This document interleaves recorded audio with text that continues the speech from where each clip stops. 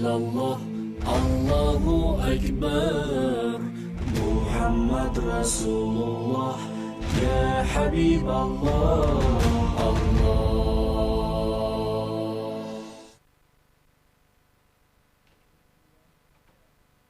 أعوذ بالله من الشيطان الرجيم بسم الله الرحمن الرحيم الحمد لله رب العالمين والعاقبة للمتقين ولا عدوان إلا على الظالمين ثم الصلاة والسلام على أشرف الأنبياء والمرسلين محمد بن عبد الله صلوات الله عليه وسلم وبعد أما تند مجفغا الله سبحانه وتعالى okusasirana emirembe bibeere eri nabbi waffe muhammad sallallahu alaihi wasallam oyo allah subhanahu wataala gwe yatuwa ngaekyengera okubeera nga atujja mu kizikiza ekyokutamanya okututwala mu kitangaala ekyokutegeera allah subhanahu wataala. Tukwaniriza omulabi waffe owa Salam TV ku programu yaffe enganzi gagadde manya enzikirizayo mu busiraamu. Omwanjuzi wo Ibrahim Ali nsimbe mu studios eza Salam TV, era saawa bweziti 10 ezakawungeezi paka saawa 11 tuba tubakanye bulungi mu programu yaffe manya enzikirizayo mu busiraamu. Tubeera n'omugenyi waffe Sheikh Bashir Sentamu nga era yatuuse dda bwe tubeera nga tutambula ffenna ne tukuba ttooki mu nzikiriza yaffe nga abasiraamu na butya bwe tuba tusaanidde okubeera nga tugikuuma okusobola okubeera nga tugiggusa okugituusa mu maaso ga Allah subhanahu wataala nga zaabu oyo tukyamulina. Ennaku z'omwezi nno ziri 27 omwezi ogwa February oba omwezi ogwokubiri omwaka 2026. Ku luuyi olulala ziri ennaku z'omwezi 10 omwezi gwa Ramadan omwaka 1447. Tubayozaayoza okubeera nga Allah subhanahu wataala yatutuusa mu mwezi ogwa Ramadan. Tusaba Allah subhanahu wataala omwezi guno eno ogw'emikisa abeere nga agutuwaamu obulungi era tusobozese okubeera nga tuguganyulwamu. Mu kaseera kano mukkirize tulamuse ku mukadde waffe Sheikh Bashir Sentamu ate naye abeere nga abalamusaako. Naam Sheikh. Assalamu alaikum wa rahmatullahi wa barakatuh. Wa alaikum assalam wa rahmatullahi wa barakatuh. Senso kulaba sebo. Alhamdulillah. Alhamdulillah. Mujibale seka jimtusaki ngabo. Namwe bale huwa abuweleza. Alhamdulillah. Allah sebo yebale okututuusa mu mwezi ogwa Ramadan. Alhamdulillah. N'abalabi baffe abatugoberera. Tukimwebaza mu byengera Allah byatongedde omwezi gwa Ramadan kwejo gitwakamaliriza. Naam. Ekyo kyongera kutulaga byengera bye ebingi byatuwadde. Naam. Tusa Allah teeke mu abo bagenda bikozesa. Amin. Yes. Amin. Ennaku z'omwezi seka ziri 10 omwezi ogwa Ramadan nga tetunnaba kubeera nti tudayivinga mu musomo gwaffe ogukwatagana ku sunna za Nabi Muhammad sallallahu alaihi wa alihi wasallam. Sebo nja kusaba olw'obulungi bw'omwezi ogwa Ramadan otusuuleyo eddakiika 2 ku bikwatagana ku mwezi gwa Ramadan na biki by'osibirira abalabi baffe abali ku programu yaffe ey'okunyweza enzikiriza yaabwe mu busiraamu. Lamanzaani ono bamwetaagamu meseji ki okuva ew'omuwalimu? Bismillahi rahmani rahim. Alhamdulillahi rabbil alamin. Thumma assalatu wassalamu ala khayri man sama wa khayri man qama wa khayri man tara al-Qur'an tartiran wa ala alihi wa ashabihi wa man sanna bi sunnatihi ila yawmiddin. Baduwa Allahu jalla wa ala tubayozaayoza n'okuyingirawo kw'omwezi wa Ramadan kyengera mu byengera ebinene. Omugenyi ono agulumizibwa era asobola omugulumiza yoyo ayina okutya Katonda mu mutima. Tosobola kugulumiza kyotamanyiiko nkizo. Bwe tubeera mu nkuŋŋaana z'okumanyagana kw'ebika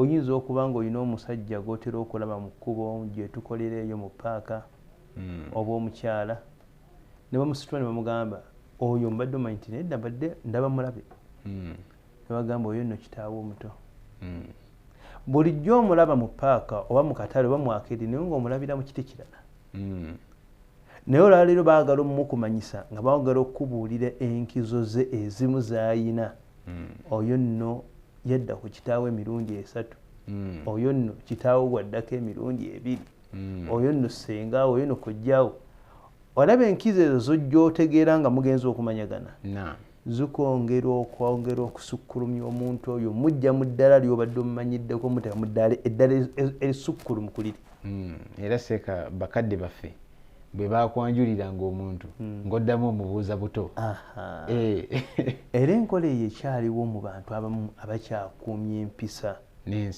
n'ensa ez'eddiini omuntu oyo omusukkulumya kubanga oyongedde omutegeera nga obadde okwawukanako n'obadde okola ki nga bw'obadde omumanyi emabega ne ramadaani weetuweeri ffe tulina omukisa nti allah atuwadde tubikkola mu bitabo ne tusoma mu butuufu buli lunaku lw'osoma ekitabo ekipya ekyogera ku ramadaani obeera nga tanagisomako obanga atagisomangako allah oyongera nga ti ramadaani ngazi weeti allahu akbar ramadaani ngulumivu weeti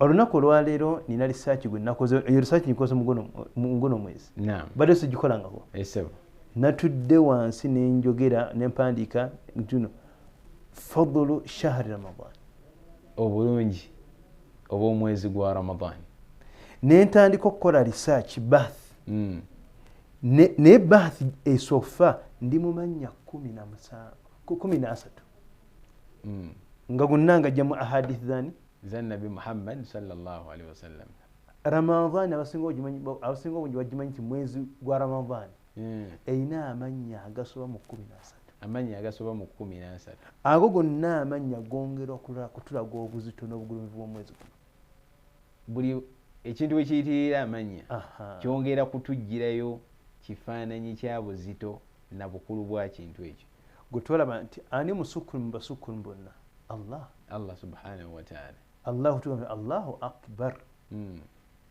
allah yasinga obugulumivu n'obunene n'obuzito mu buli kimu kyonna naye tunuulira amannya g'ayina nabbi yatugamba nti allah ayina amannya 99 essuura ki esinga okuba nga a'zamu suratin fi lquran suura ki esinga okuba engulumivu mu qurani yonna suratu ikhlas a'zamu sura fi lquran suratu al-fatiha suratu al-fatiha naam surat al-fatiha ye a'zamu sura fi lquran ye ssuura engulumivu muki esinga obugulumivu mu qurani yonna we nali nsoma mu ibuni kathir nasiŋŋaana nga yaleeta amannya gaalinga 8 wensomako mu tafsiri z'abalala wengatta amannya gali mu tafsiri z'abalala ne gano olaba nga alifatiha amannya gaayo gasoba mu 10+. amannya gaayo gali mu 10+. essuula esookera ddala mu qurani gasoba mu 10.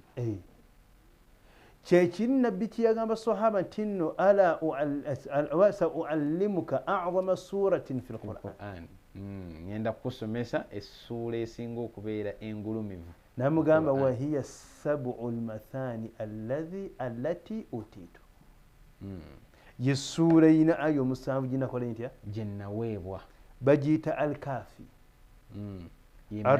emali gubya mu kibya arrukuya ejjanjaba addua ekyo nakyo si kujjanjaba kusaba kisabiso asswala esaazisibwa alhamdu eyogera ku ekitenderezebwa nakyo allah ekitenderezebwa nakyani allah asabu lmathani ze aya 7 ezikola ki eziddiringanwa lquran maama wa qurani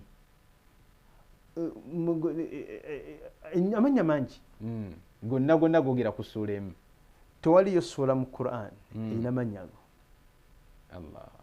kati risaaki gwe nakoze olunaku olwaleero nina amannya gasoba mu 10 aga ramadan naye nga gonna ngajja mu ahadithi za nabbi muhammadi sallallahu alaihi wasallam nazze nenkola risaaki ekyo kyenjagala ngambe muganda wange nawe mwanyinaze atulaba nti bannange kola ramadaani mwezi mugulumivu baguyita shaharu sabr, mwezi gwa bugumiikiriza, shaharu madarasatu nafs, mwezi gwa oguddaabulula emyoyo, naam, ebbanguliro ly'emyoyo, ebbanguliro madarasatu ly'emyoyo, shaharu tauba, mwezi gwa kwenenya, shaharu maghfira, mwezi gwa kusonyiyibwa, shaharu baraka, mwezi gwa mikisa, shaharu dua, mwezi gwa kusaba Allah, shaharu sawm, mwezi gwa kusiiba, shaharu itqi min anniran, mwezi gwa kununulwa kuva mu muliro, shaharu alladhi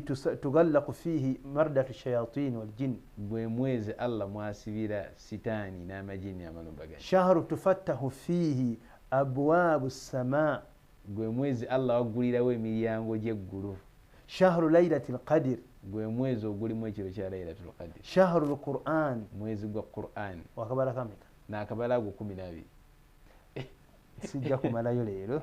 naam ogwo mwezi gwe tulimu ogwa Ramadan, Allahu akbar, baguyita shaharu kiyama, mwezi gwa kuyimirako kiroo, shaharu itikafu, mwezi gwa kutuulako mu muzikiti mu itikaafu, shaharu zakatul fitri, mwezi gwa kutuula zakatul fitri. olina wogimanyidde wala otali mu mwezi guno? zakatul fitri yekoma muno mulabanzaani agamanya ameka ago 15, ezo zezimu ku nkizo z'omwezi guno. ate ago tumenyeko obumenyi, aganguye Allah, naye ate nga gonna galiko obujulizi obwesimba.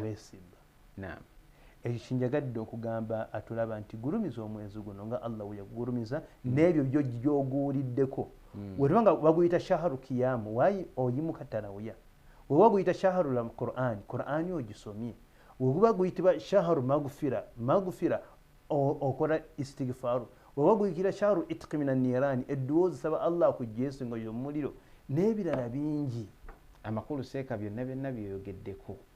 Omusiraamu yandibadde yeekuba mu ttooki alabe alinamu omugabo mu ebyo byonna byonna ebyogeddwa, kubanga Allah yagututeekawo la'allakum tattaqun. Ffe bagamba yagamba baliwo mu kiseera ekyo, ne kati Allah ayogera nange, ayogera naawe atulaba kusalamu. Kati olaba aya entino la'allakum tattaqun, abamanyi bajjamu eri nti baguyita shaharu taqwa, omwezi gw'okutya Allah. Kati onaaba totidde Allah muguno omwezi onaamutira mwezi. Allahu akbar. Ekyo kyensobodde okubeera nga nsubirira omwoyo gwange n'egyammwe, tunyiikire ennaku ziri 10 ezakatuyitako, naye tujjumbire mu zino 2, kubanga innamal a'malu bilkhawatim. Allah omulimu agusasula ku nkomero, kati n'enkomero yagwo tugirongose. wa khitamuhu miski, enkomero ya byonna y'ebintu bibeera biwoomu. wa fi dhalika falyatanafasil mutanafisun. Allah, Mungu ani empuziga gyawunzikangamu abo. Yes. Saba Allah subhanahu wa ta'ala tuteeke ba ahlu taqwa. Amina ya rabbal alamin. Naam. Yes. Tugenze ku musomo gwaffe ogwa leero Sheikh. Naam. Mu kutunuulira ebikolo eby'eddiini yaffe ey'obusiraamu bye twagamba nti amasiga gali 3: Quran, ahadithi za Nabbi Muhammad sallallahu alaihi wasallam, n'entegeera y'abasahaba.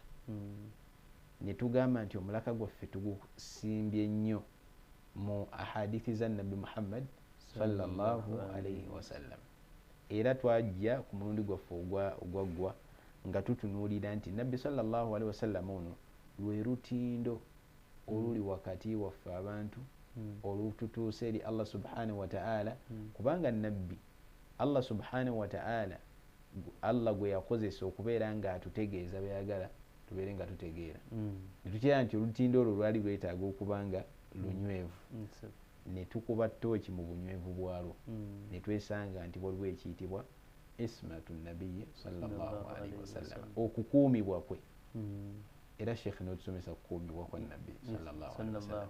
Olwaleero otwanjulidde musomo kiseera.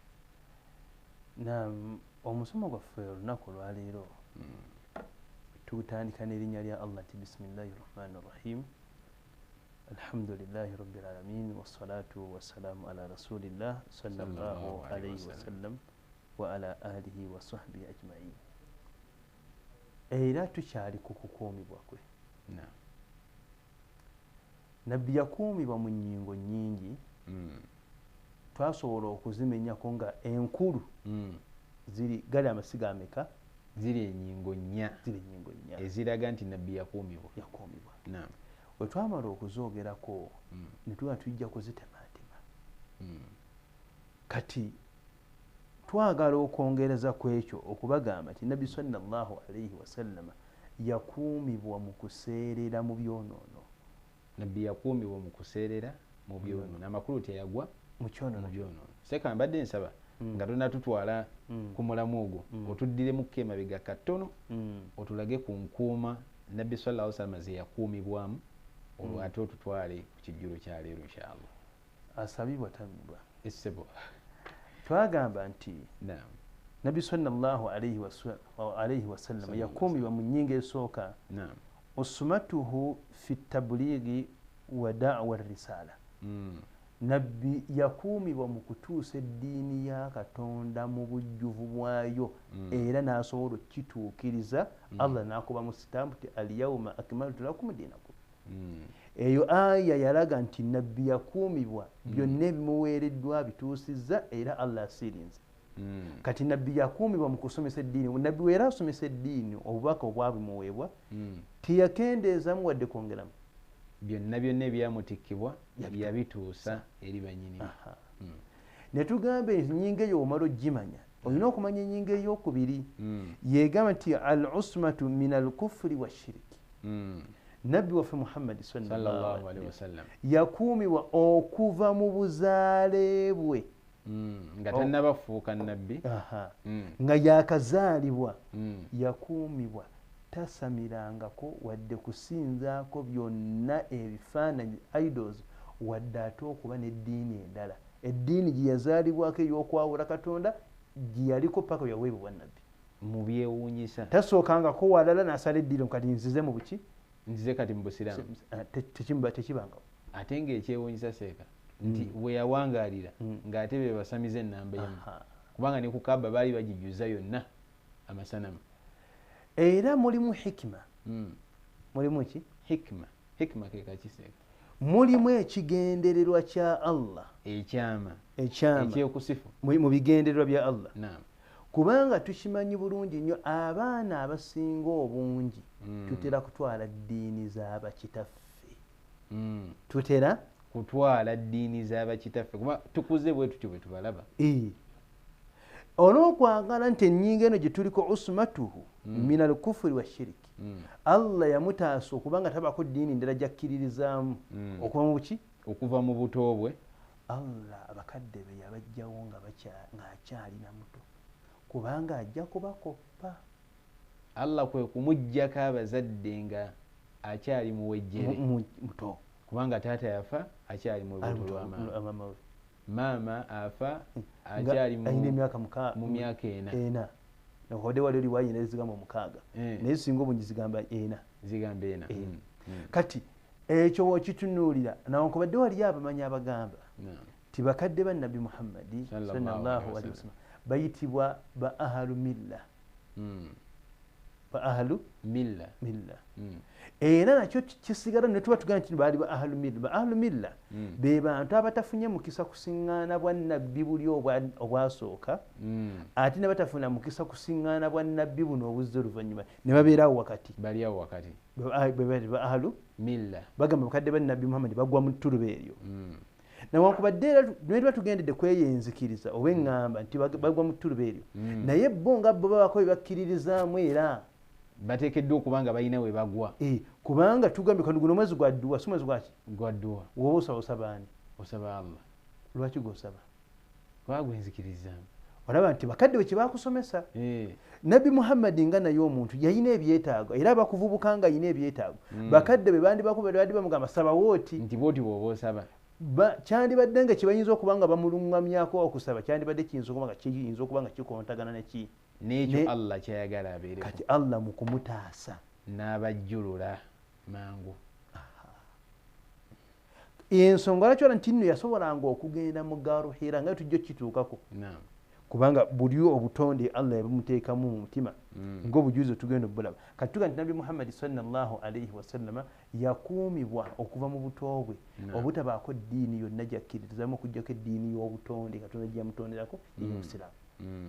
Ekira ntuga nti nno ennyingo ey'okusatu usmatuhu sallallahu alaihi wasallama min al kadhibi fi ghayri alwahyi watabligh.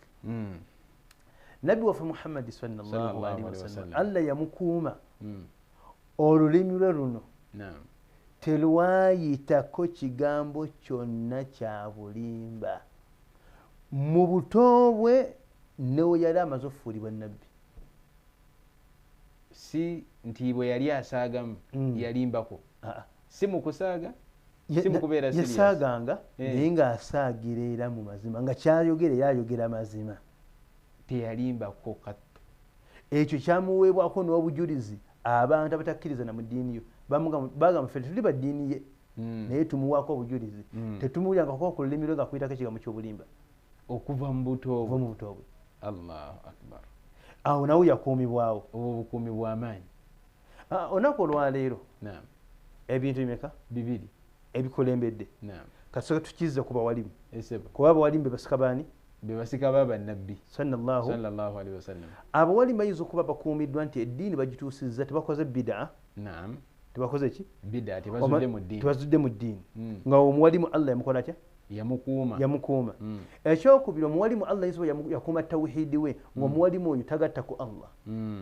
Tagatta ku ki? Tagatta ku Allah. Siza nnyinga ebbiri zetwakalaba naye tujje ku bulimba. Hadith wala haraj.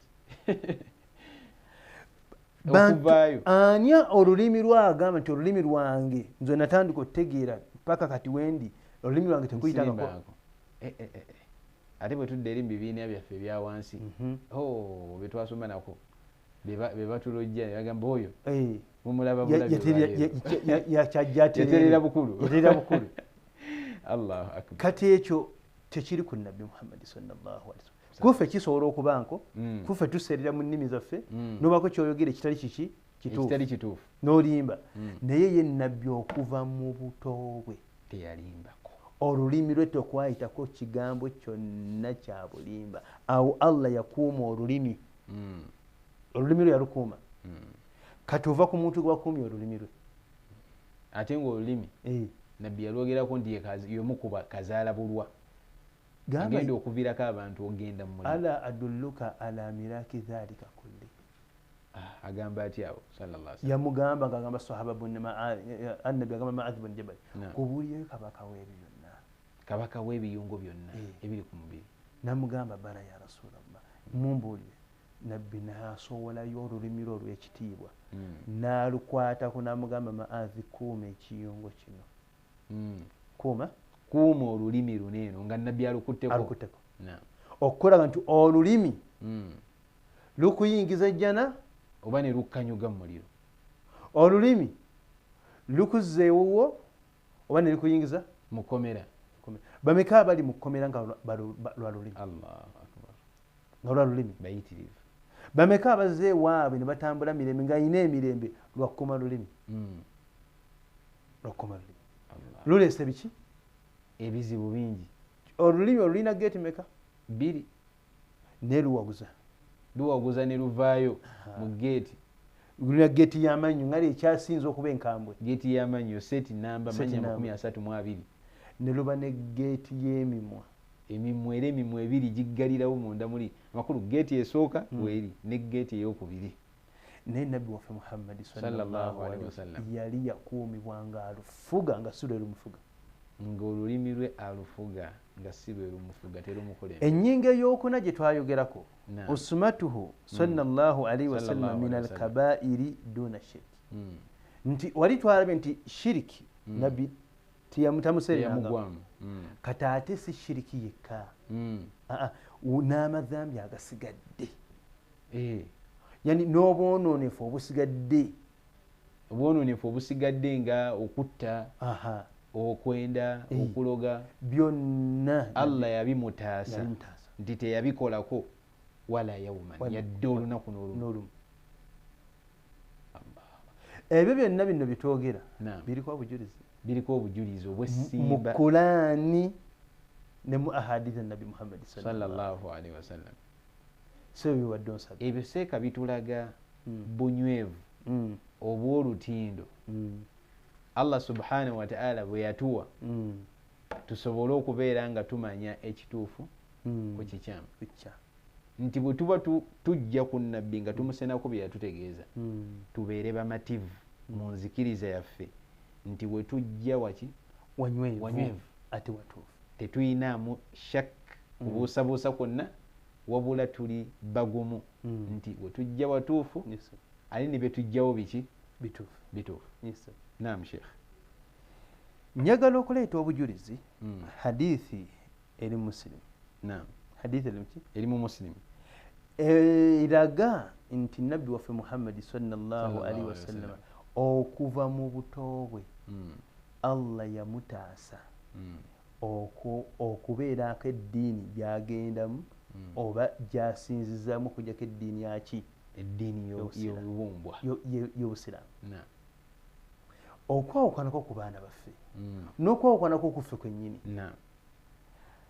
agamba nti wa hadhihi al ismatu qabla mab'athihi sallallahu alayhi wasallam nti okubeera nga tuga nti usmatuhu min al kufri wa shirki nti nabbi waffe yataasibwa okuba nga tiyaseererako kubaako ddiini ndala gyasookamu bajayingiramu si ya busamize si ddiini ya musaalaba si ddiini yaki ezona zonna nabbi tazikola atya taziyingirangamu ate nga ze zaali zikulembedde baga nti wa min adillatiha kubumu ku bujulizi obukiraga hadithu anas bun maliki radiyallahu anhu bwe bujulizi sahaba anas bwatutegeeza nti anna rasulallahi sallallahu alaihi wasallama olunaku lumu nabbi yali akyali mu myaka egy'obuto ataahu jibuliru alaihi salam jibuliru najja namusinkana ng'akyali mu myaka egyaki ng'akyali mu myaka egy'obuto wahuwa yalabu maa alghilman yali azanya n'abaana batumanye omwana omuto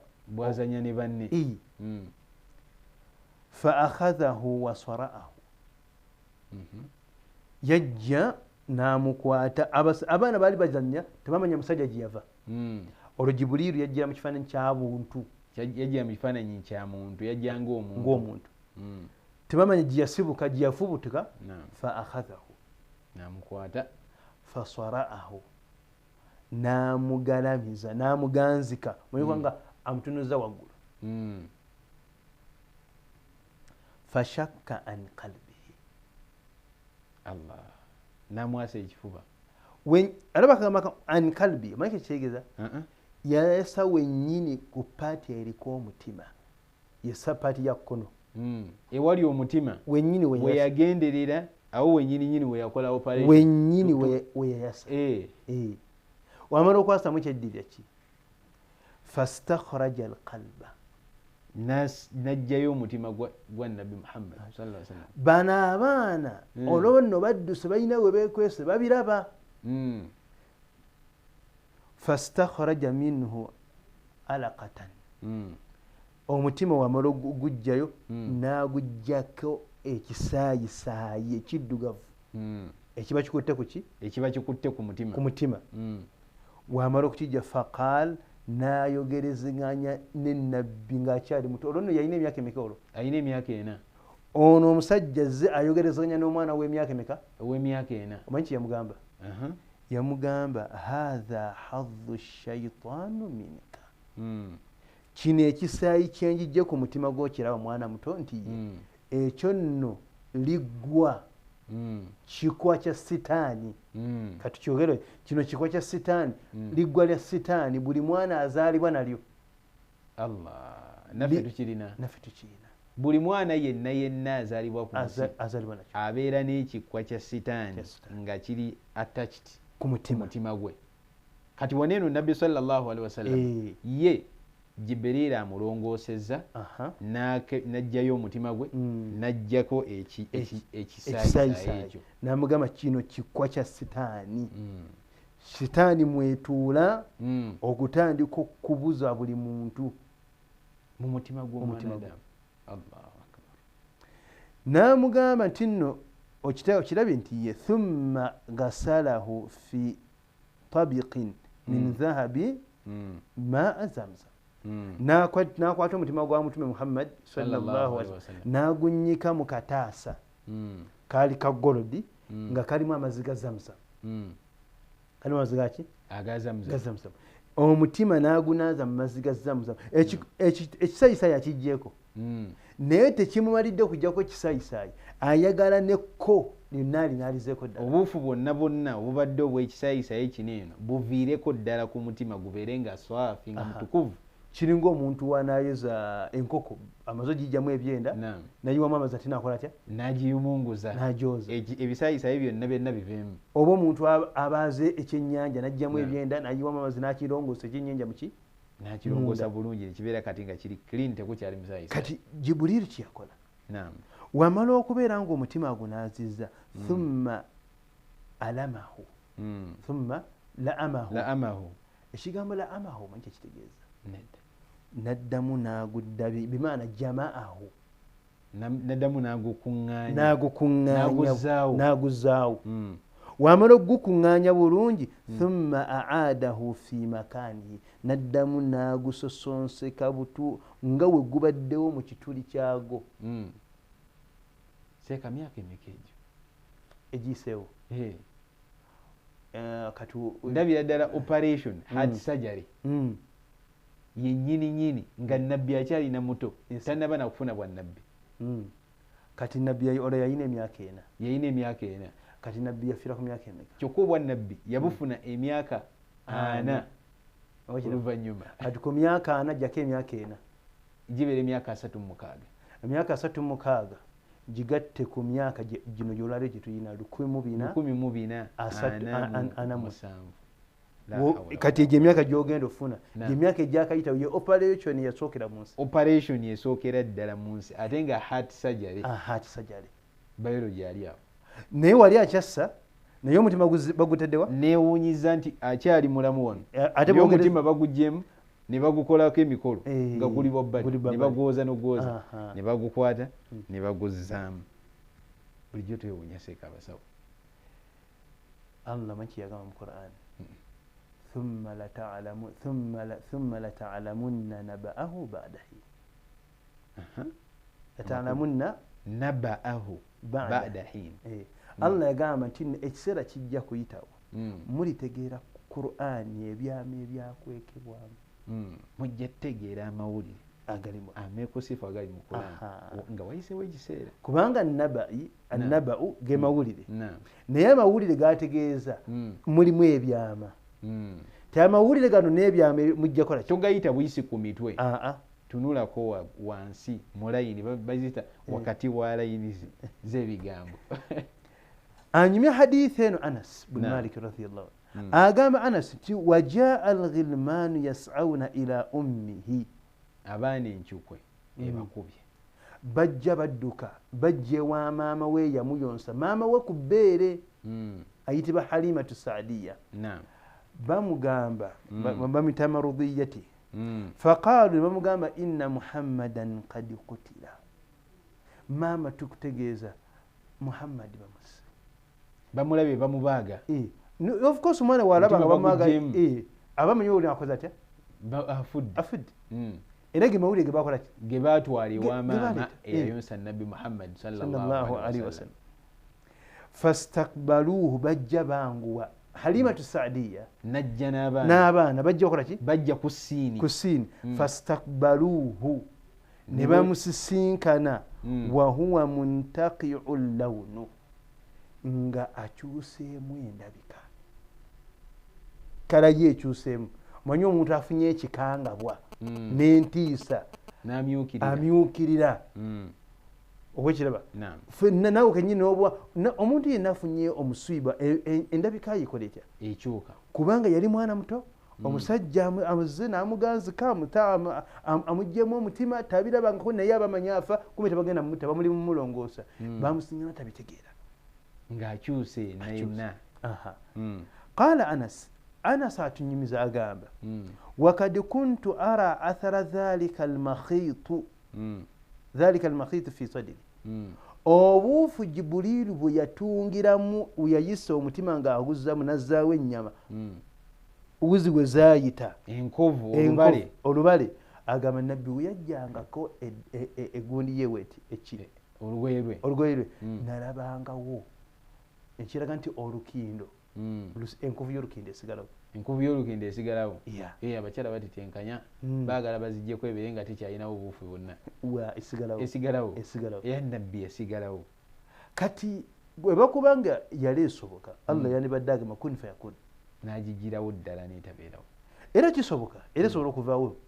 Kubanga ala ya'lamu man khalaqa wa huwa al-latiful khabir. Tera nti Allah yatonda eyakisobola naye Allah bini'matihi awala bihikmatihi Allah yalekawo enkovu eyo tusobole okujjukirako nti ono yalongoosebwa ma'sumun, yalongoosebwa era akuumiddwa.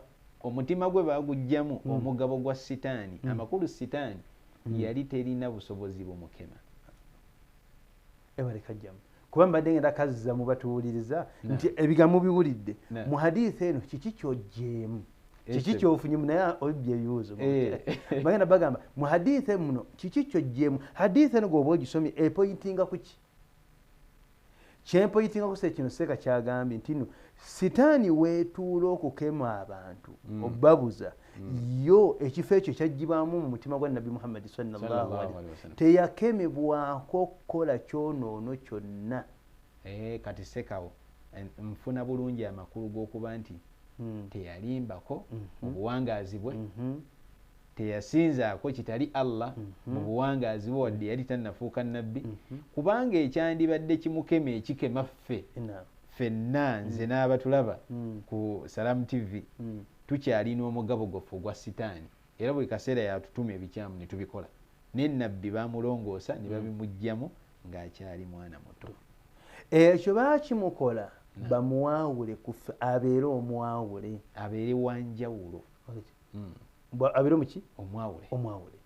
Kati ffe Allah n'ayagala kitusigalemu naye nga naffe tusobola okukirwanyisa ne kifiirawo ddala nga tebatulongooseza.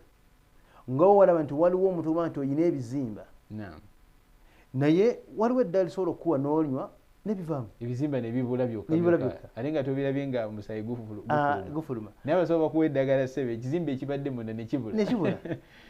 Kati naffe Allah yatulekerawo gw'omuwato. Ate waliwo bagamba nti nedda gwe ate katukulongoose, bwe weetaaga kulongoosa. Okiraba kati ffe Allah yatuwa ekirongoosa emitima gyaffe. Kyekiriwa? Kiri mu suratu Anfal. Suratul Anfal ebeera sura ya 8. Allah jalla wa ala yagamba ya ayyuha alladhina amanu istajibu lillahi wa lirrasuli idha da'akum lima yuhyikum. Aye kyagenda maaso katukomekaawo. Omuntu abuuza kiki ekirongoosa muki? Omutima gwange. Kasome nga buvuunula ya ayyuha alladhina amanu. Tafsiri namusobola banze nsome ya ayyuha alladhina amanu. Abange mu abakkiriza istajibu lillahi, mwanukulenga Allah, walirrasuli, mwanukulenga n'omutume, idha da'akum, bwe babanga babakoowodde bombiriri, lima yuhyikum, ekyo ekigenda okubawa obulamu. Obulamu buli mu bintu bimeka? Buli mu bintu bibiri: okwanukula Allah nga koowodde n'okwanukula Nabbi Muhammad sallallahu alaihi wasallam nga koowodde. Kati nkubuuza, Allah akoowolera luddawa? Mu Qur'an. Ekyo kimu. Ate Nabbi Muhammad sallallahu alaihi wasallam akoowolera luddawa? Era awabadde wambuza manyi ogamba Nabbi sallallahu alaihi wasallam yafa. Kayata akyatukoowoola. Ya. Atya. Atukoowolera mu hadithi. Atukoowolera mu hadithi. Ya. Obujulizi buliwo bwa hadisi. Nyini aya. Allah akoowolera mu Qur'an. Nabbi akoowolera mu hadithi. Amakulu Nabbi kyaba atugambye mu hadithi. Abanga atukoowodde nti abange mukole kino. Tasahharu fa inna fi sahuri baraka. We muli addako munafuna miki? Mujja funa emikisa. Shaitan tegenda kuzanyirako. Nabbi aba atutumye nti abange mwettanire nnyo okulya ddako. Shaitan tegenda kukola ki? Tegenda kuzanyirako. Okumanyanga mu hadithi za Nabbi Muhammad sallallahu alaihi wasallam mwe muli eddagala eriwonya miki? Eriwonya emitima gyaffe. Ng'oggyeko Qur'an, yo Qur'an eddagala, ekyo kimanyikiddwa. Naye njagala obbalaga nti okumanyanga ne mu hadithi za Nabbi Muhammad sallallahu alaihi wasallam mulimu eddagala erijjuvu eriwonya miki? Eriwonya endwadde z'emitima. Era singa omuntu agaana okukkiririza mu hadithi omutima gulwala n'okufaafa ne gufa n'okufa shaitani emuwamba okimanyi nti bulokkiriza mu hadithi ennabi muhammadi sallallahu shaitani tekuyinaako kkubo terina wetandika kubuza eba terina wekubuza naye singa hadithi ennabi muhammadi ozipinga oba ogenda bula nkuweyo obujulizi tuweeye ku bujulizi seeka omuntu bw'ava ku hadithi za nabbi aba agenda kubula sinakindi afe allah jalla wa ala yagamba mu suratu nur obujulizi bwobwo seeka buleeta فليحذر الذين يخالفون عن أمره الله أن تصيبهم فتنة أو يصيبهم عذاب أليم الله يقول أتيا يا جامبا أجامبا ففنا أبا يسلام نبتدي بسلام فليحذر الذين يخالفون عن أمره الله تويوزا nti mwewale mwenna abaawukana ku hadithi ze kubanga amuri ya nabbi ebeera luddawa ebeera mu hadithi ebiragiro bye biri mu hadithi allah agamba mwewale bonna abaawukana ku biragiro bya nabbi muhammad sallallahu alaihi wasallam ye allah alagirira mu quran nabbi muhammad n'alagirira mu ki mu hadithi n'agamba nti falyahdhari alladhina yukhalifuuna an amrihi allah yabayita naabo teyagala batula okulaga nti bali mu kifo kya wansi beewale abo bonna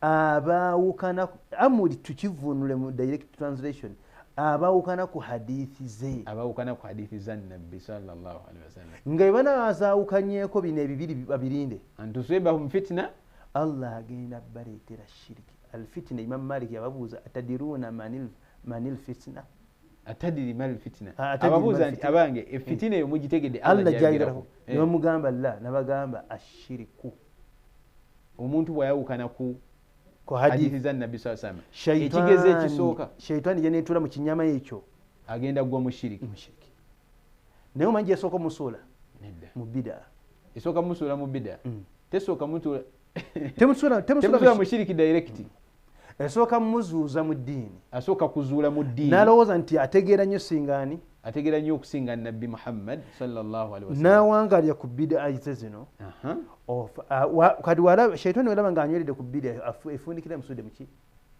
efundikira musudde mu shiriki ye fitina abamanyi kye bagamba nti albida baridu shiriki albidatu baridu shiriki nti bida kuba erikutwala erikutwala mu shiriki nti omuntu buli wabbinkira mu bidaati mu kuzuula mu ddiini n'akola ebyo ebyawukana ku nabbi saa sallam byeyasomesa aba atemye aba asereza erigenda emugga n'agamba au yusibahum adhabun alim oba ekibonerezo ekirala allah kyagenda obbawa agenda bbawa ekibonerezo ekiruma nga kibatandikira wano kuki ku nsi olw'emitima gyabwe nti gyava ku ddiini shaitaani nebatwala olw'okuwaawukana ku ki ku nkola ku biragiro bya hadithi za nabbi nkuweeyo abaakosebwako ku nsi kuno ku lwakwawukana ku hadithi nga ne nabbi akyaliwo tuwe nabbi akyakola ki ng'akyaliwo mulamu nabbi yali mazaalu hayyan nabbi akyali muki akyali mulamu ne baawukana ku hadithi yali hadithi egi ekyabatekokoti kyali kirungi eriwo seeka lwayutali lwa uhudi bayutala lwaki lwa uhud nabbi agenza okulwanyisa abalabe b'eddiini eno baali baagala kumulumba baagala gisanyawo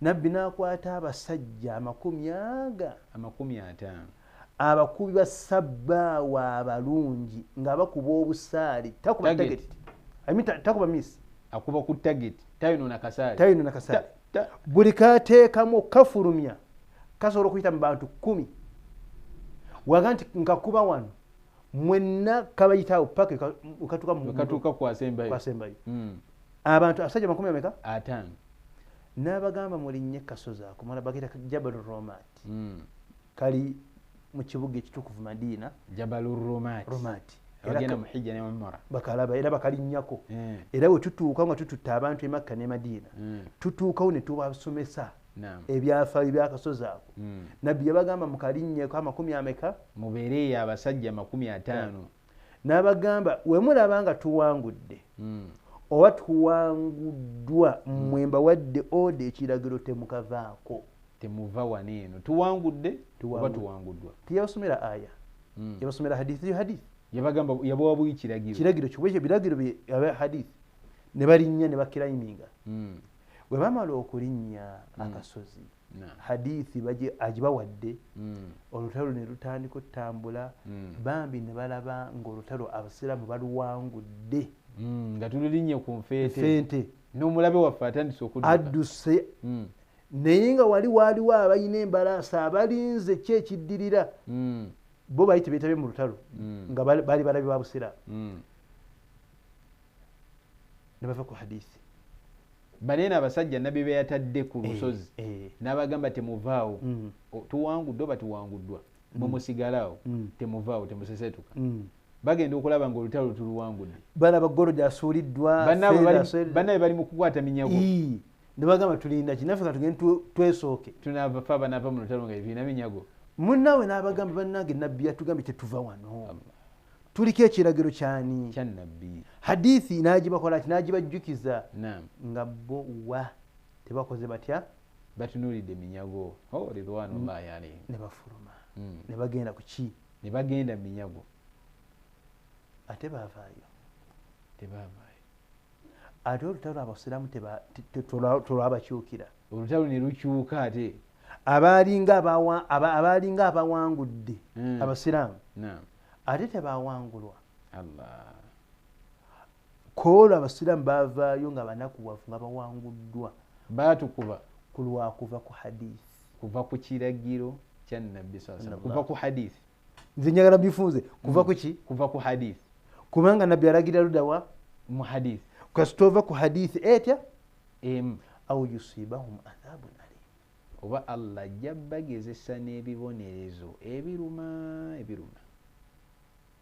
ekyo allah nakiraga basahaba nti okwawuka n'obwawukanyi ku nabbi mu nsonga emu allah akubonerezaawo kashidamu kati omanyi omuwandiisi w'ekitabo ebigambo bino byagoberezaako ku hadithi eno yagamba fal hadith eno hadithi gye tuvasoma nassun ala ikhiraji jiburil hadhi shaitani minhu sallallahu alaihi wasallam bwe bumu ku bujulizi obulaga nti jibuliru yajja special najjamu kiri ekisaayisaayi mu mutima gwani mutima gwa nabbi muhammad ye n'alema okufaananako nga ffe asobole okukuumibwa okuva mu buto bwe watatuhiru qalbihi fala yaqdiru shaitanu ala igwaihi era ne bamutukuza nga sitaani tesobola kubeera nti emukema ekyo kyeyawuliddaani nabbi muhammad sallallahu alaihi wasallam era n'agenda mu maaso n'agamba wala sabiila lahu alaihi era terina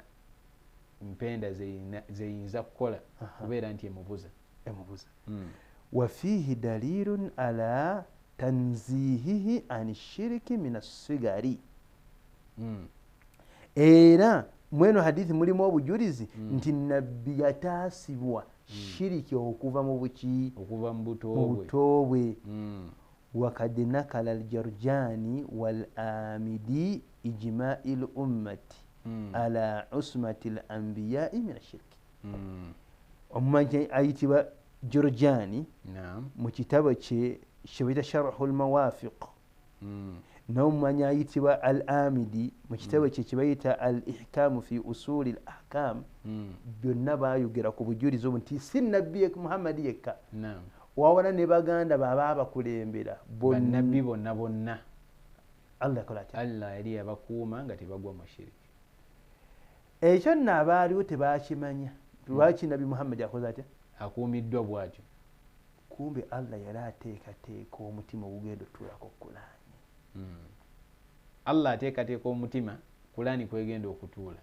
era awo tusobola okugjawo obujulizi nti bannange yenna ggwe ayagala ogenda mu tahfiidhi okola ki okukwata quran naawe yenna ayagala omwana we akwate ki akwate quran oba yenna ggwe omuntu omukulu ayagala ogende wasse kusoma ki okusoma quran nga tonnagenda sooka olongoose omutima gwo sooka olongoose omutima atakhliya qabla tahliya atakhliya qabla tahliya osooka kweyozaayoza nga tonnakuba kawoowo Omundo manyi takhiriya kwekooza n'okukunya kwekwoza olugoye nga lubaddemu ebikyafu ne lusooka ne lutukola bulungi ate tahaliya kwekubamu akawoowo n'okugolola Naam. ekkansu ng'onaagigolola ng'onaagikubamu akawoowo omala gikola ki omala jjooza omala kujooza kibaita takhiriya nti sooka oggyemu shiriki mu mutima gwo enge efutwa ensaalwa bidia omala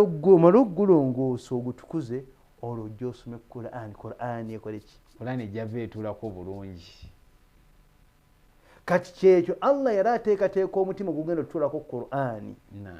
yagutandikirawo mu buto gukolako operation asobole okuballaga eddiini ya allah jalla wa ala nga temuliimu kakunkuna kakonkona konna wadde kalumira Naam. Allahu akbar. obwe bujulizi si bwe tulabe Naam, barakallahu fika wa jazakallahu khair. amina ya rabbi Olina kyotwongera sheikh? bingi okuba nti obudde bwe bututimawa obuli olwaki bwe butusalako bwe butusalako njagala okubategeeza abasiraamu nabbi se kambuzeyo ekibuzo nabbi akuumibwa atyo olwo tukirabye nti allah subhanahu wataala yamutaasa shiriki nga omuwandiisi bw'alaze ate amazambi amalala nago gonna allah yagamutaasa kubanga omuntu yenna okukola eddambi kiva ku sitaani kiva ku sitaani ejja netuula ku mutima gwe nemulabankanya nemutuma kola kino kola kino kati tulabye nti omutima gwakola gutya gwalongoosebwa ne bagutukuza bulungi nebanga sitaani teyina weetandikira muyingiramu mutuulamu mutuma kukola bikyamu kati buli ekiyitibwa nti kikyamu tiyakikolako hadithi yaleeta shiriki kaŋŋaŋa kale ate ebisigadde oba tobireeta toleeta bw'abanga akumiddwa kiri ekisembayo kale ate ebiri wansi w'ekisembayo omuwandiisi ndowooza kyeyayogerako wano nti nabbi teyalimbako waba bw'aba akumiddwa shiriki ate anaalimba atya olede yamala n'okukuŋŋaanya abakuraishi olunaku nga allah mugambye wa anzir ashirataka al aqrabin kati ddaawo eno gisaasaanye mu lujjuddo gituuse mu bantu n'abakuŋŋaanya kasozi safa n'ababuuza nti nno araaitum law akhbartukum anna khayran bilwadi turidu an taghira alaykum akuntum musaddiqi abange bakitange ne bajjajja ne basinga ne bakojja abali wano n'abaana bange wembagamba nti mabega w'olusozi olwo waliwo embalaasi eziriko amagye gaagala okubazinduukiriza munzikiririzaamu abuuza baani abuuza abali mu makka ne bamugamba qaalu ma jarrabna alayka illa sidqa tetukumanyiimu okuggyako amazima ameereere olaba abo bagamba si baki si basiraamu wuli ate bamugamba tetukumanyiiko okuggyako mazima ki amazima ameereere kati kyava bagamba ifa inni lakum nadhirun baina yadayi adhabin shadid njagala okubategeeza nga mbeewaza nti shiriki gwe mulimu bwe munaaba mumufiiriddeko mu maaso awo waliyo ebibonerezo ebiruma olwo amaze okwerangirira wannabbi endoosinze abagamba nti kale nno nga bwe munkakasamu okuva emabega nti sibalimbangako kati mbaleetedde eggulire nti abange muli ku bukyamu muveeko allah kati omuntu yenna ayagala okuwonyezebwa shaitan bintu bibiri istajibu lillahi walirasuli idha daakum lima yuhyikum waalamu anna allaha yahulu baina almar'i wa qalbihi eyo ki allah yakizzako okulaga nti yenna anaabatayanukudde allah ajja tteeka envumbo ku mutima gwe olaba allah wakizizza yahulu baina almar'i wa qalbihi yateeka olutindo oba ejjiji wakati w'omuddu n'omutima gwe shaitaani neebeera ng'esobola okuyingira ku mutima gwe neemubuza olw'obutanukula allah oba obutanukula ani nabbi muhammadi sallallahu alaihi wasallam era mweyo aya allah yafundikira ayogedde mutima kubanga lwaki ayogedde mutima kubanga shaitaani kwetuula nebulankanya abo abatakkiriza mu hadithi yes barakallahu fika wa jazakallahu khair sebo seeka nsaba era mu bufu bwebumu mu butikiti nga 30 sebo owunziko omusomo gwaffe ogw'olwaleero biidhinillah omusomo gwaffe mbasaba basiraamu bataata bamaama bali abakadde abasomesa twongere nnyo amaanyi mu hadith.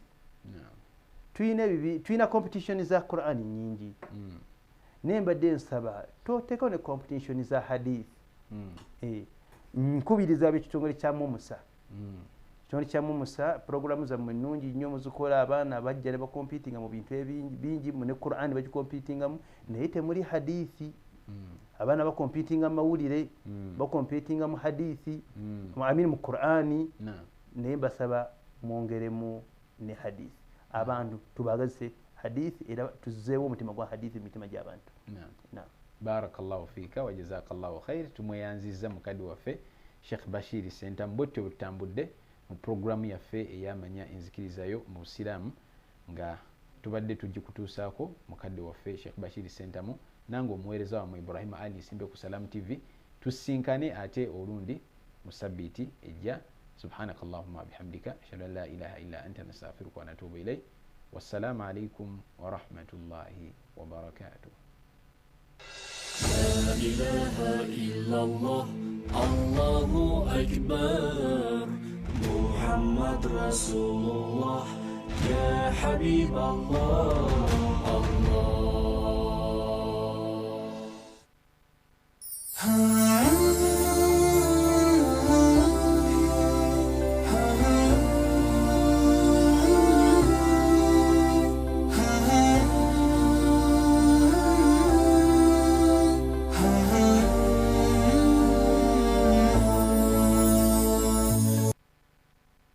Mommy? Yes? At school, abalala babane? Everyone crunching. Nange ku mulimu nga nkola. When I'm watching my kazanyo. Ndabye mbaga ya daddy. Anti ku highway nga mvuga. Sisumagire ekyo shuwa. Kati nange bampakingire saa. Hani omwana muwe. Get your favorite packet of Psalms from a shop or supermarket near you and crunch. Get yourself a packet of Psalms and start crunching. Psalms, taste the difference.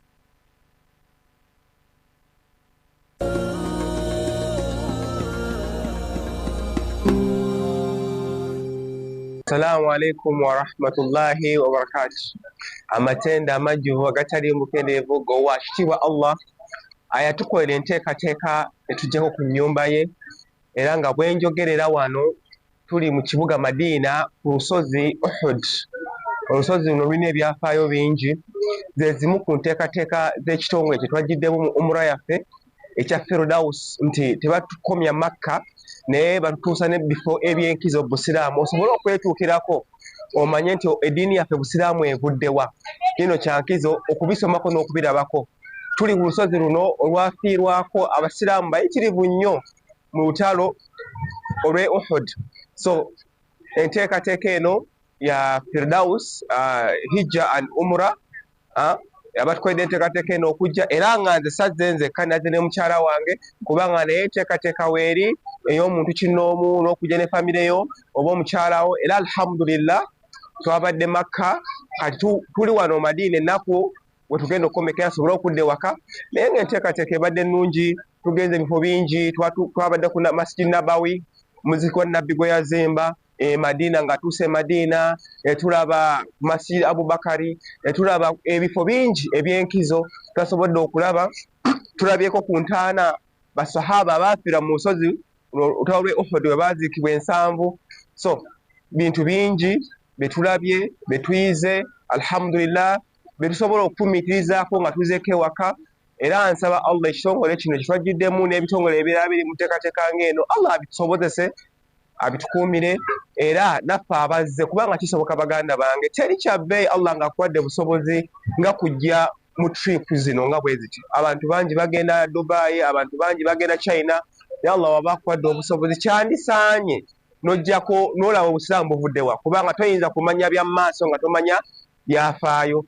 So nze saatambudde nzeka nga we mbagambye atambudde ne mukyala wange alhamdulillah era tuli basanyufu tuli basiimu olw'ekitiibwa Allah tusobose okujjako bifo ebisinga okuba eby'enkizo mu ddiini yaffe ey'Obusiraamu. Hadha assalamu alaikum wa rahmatullahi wa barakatuh.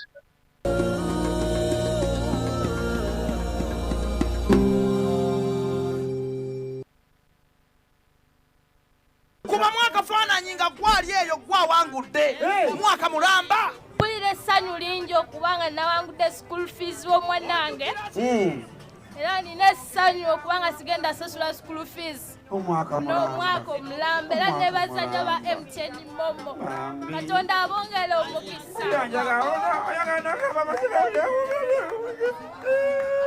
As long as you pay school fees using Momo, you will stand a chance to win school fees for a whole year.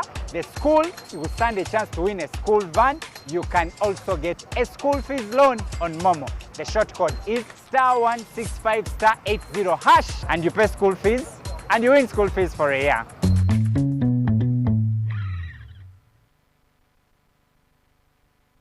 Mommy? Yes? At school, abalala babane?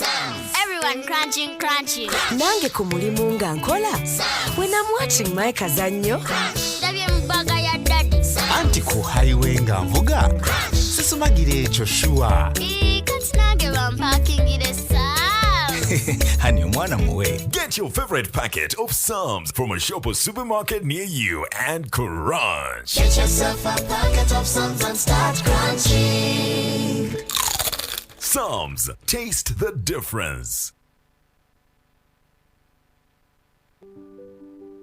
We all set goals for the day, whether it's keeping healthy or staying on your hustle, serving your customers better or working harder for success. Choose the water that energizes you to achieve your goals every single day. Sip on Union Purified Drinking Water, the secret to staying energized, refreshed, and recharged. Union, the better way.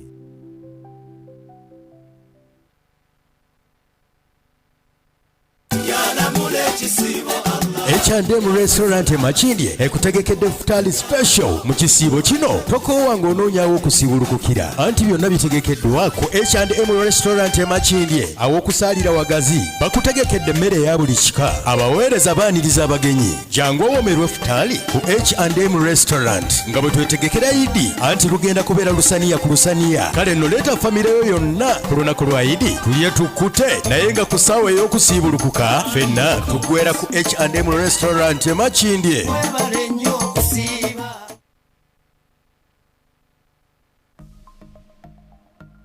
Byolina okukola obeere steady. Pini yo gikuume nga kyama tugibuulira muntu yenna kababeere wa luganda lwo emikwano oba abakola mu bbanka tugiwandiika wantu wonna era tugitereka mu ssimu yo. In partnership with Uganda Communications Commission and NBS. kati wanjulire Apple antibacterial cleaning powder omupya katale kugenda okukozesa mu binaabiro kabuyonjo n'okuyonjesa kungulu. Apple osobola okugikozesa mu ngeri 3: ayonja ewaguba, ajjako obukyafu, ate ewuuka, omukozesa n'amazzi, buli kimu n'akitereeza n'aleka buli w'oyonjeza nga wayonjo. Wekuume ng'oli muyonjo ate ku ssente ensaamusaamu ojja mufuna. Funa Apple olunaku olwaleero. Apple antibacterial cleaning powder asangibwa mu supermarkets ne maduuka gonna mu ggwanga lyonna.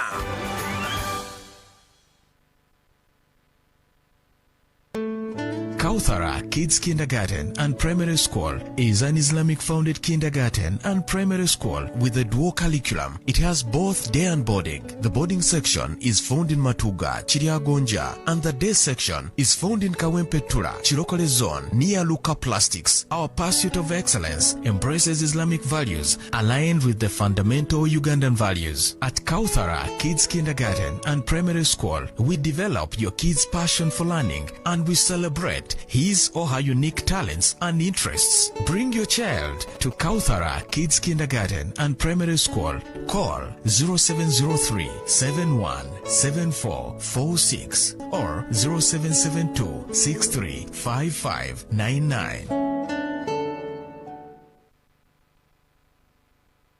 kuba mwaka faananyi nga gwali eyo gwawangudde omwaka mulamba. Mpulira essanyu lingi okubanga nawangudde school fees w'omwanange era nina essanyu okubanga sigenda sasula school fees n'omwaka omulambe era ne bazanya ba MTN Momo katonda abongere omukisa.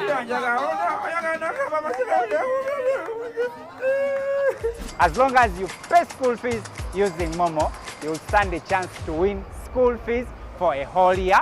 The school will stand a chance to win a school van. You can also get a school fees loan on Momo. The short code is *165*80# and you pay school fees and you win school fees for a year.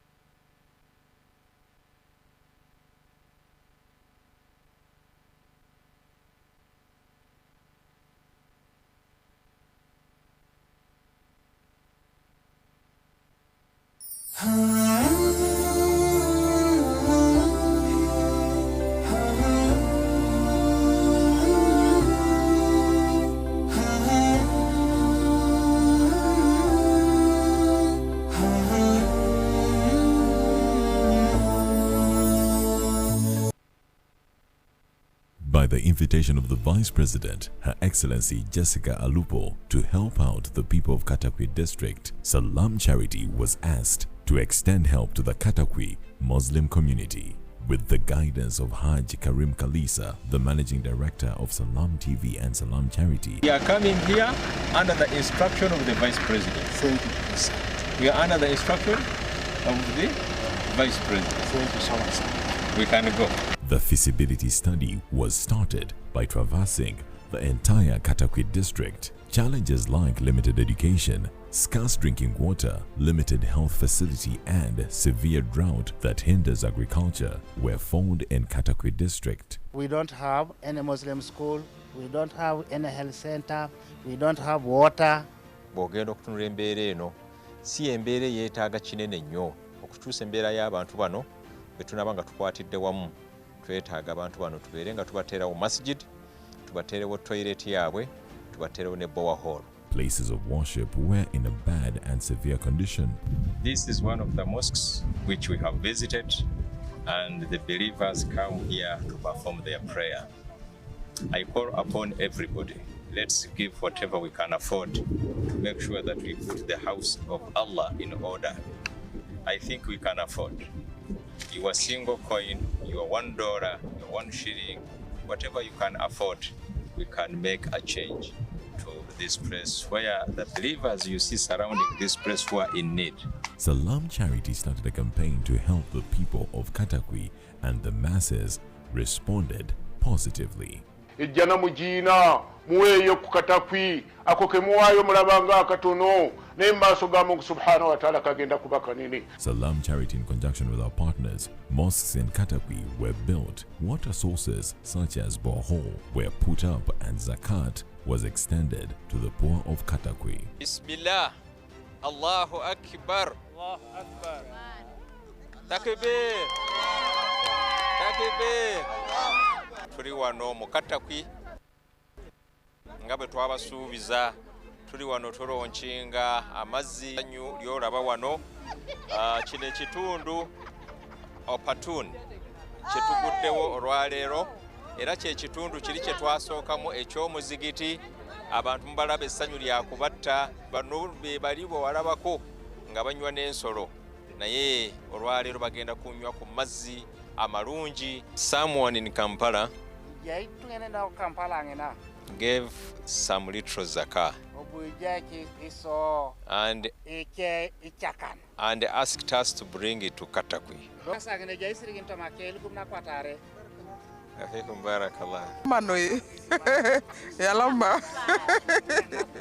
Places like Toroma, Abanget, Aputon, Awojabule, Kapujani and Ushuk all got good mosques and boreholes for clean water. I want first of all to thank Salam Charity and the Next Media Generally who gave us the opportunity to raise resources for this area. This well is for you as a community, Muslim and non-Muslim. Here at Awojabule, Oso County, Katakwi District, There was nothing. Now there is something. Twebaza okutuzimbira omuzikiti era twali tuwonaawona naye kati tuli basanyufu nnyo era tusaba Allah abayongeze ekimwatoola neno kimwatuwa tusaba Allah atukolishi atuyongeze ate ebirala. We so grateful for the promise that you have made and fulfilled. Special thanks to all those who came in to support the people of Katakwi. May Allah reward whoever contributed to this cause. Allahumma Ameen. Allahu Akbar. Having did a great job in Katakwi, other regions put in requests to forward help to them, and in this, Luka district was selected. Salam charity team went to Luka district on the invitation of Hajj Farouk Chirunda and Honorable Annette Nabidie. The people of Luka have poor living standards, limited water accessibility, and a few prayer places. Alina abaana 16 n'omukyala we naye nsaba muveeko eno gye mulaba ne boddako wali eno ye nnyumba yenga ye mwasula ne mukyala we eno ye nnyumba mwasula ne mukyala we anzikiriza nyingiramuko katono. Honorable jangu naawe olabe era eno ye nnyumba omwami mwasula ne mukyala we. Njagala enzikiza nnyingi naye nja kulaba gono gwe mufaliso. Allahu akbar walillahi alhamdu. Ndi mu kukoowoola buli omu embeera abantu baffe gye bayitamu si nnungi nga bwe mulaba bannange wano we tuli just kifaananyi ekiraga embeera abantu abasinga mu Luwuka district gye bayitamu. Ndi mu kukoowoola buli omu nze ng'omuntu ndi bw'omu sisobola kukola kinene nnyo naye we munegattako aba NGOs ne government bwekwatirako abantu bassekinnoomu mwenna tuveeyo tujje twimpactinge bannange buli omu abeereko ne kyakola. We put a smile ku bantu bannange kisoboka bwe tubanga tukwatidde wamu mbakoowoola mwenna Mukama Katonda ajja basasula. We call upon all of you to come on board and give help to the people of Luka.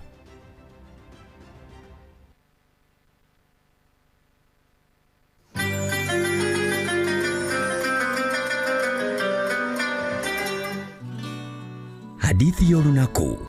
Bismillah wassalatu wassalamu ala rasulillah. Amma baada baddu ba Allah balungi abali eyo. Baddu ba Allah abasiibi. Baddu ba Allah balungi mu mwezi gwa Allah guno gwa Ramadhani, omwezi gw'okusiiba. Tubagamba nti mwebale kubeera baddu ba Allah abalungi. Twayogedde mu hadithi emu emabega ku bulungi bwa Nabbi sallallahu alaihi wasallama obwasukkirira naddala mu mwezi gwa Ramadhan. Leero tukugamba nti ate omulungi ennyo asukkiridde mu mwezi gwa Ramadhani y'oyo atunuulira abeetaavu mu Ramadhani n'abayamba. Osobola okubeera omusanyufu ng'osibulukuka bulungi naye nga waliyo abatafuna kyakusibulukukirako okugyako amazzi aga bulijjo. Buli wobeera nti ofaayo mu busobozi bwo kabube butonotono oba obwa mu makkati oba obwa waggulu n'onoonya abeetaavu.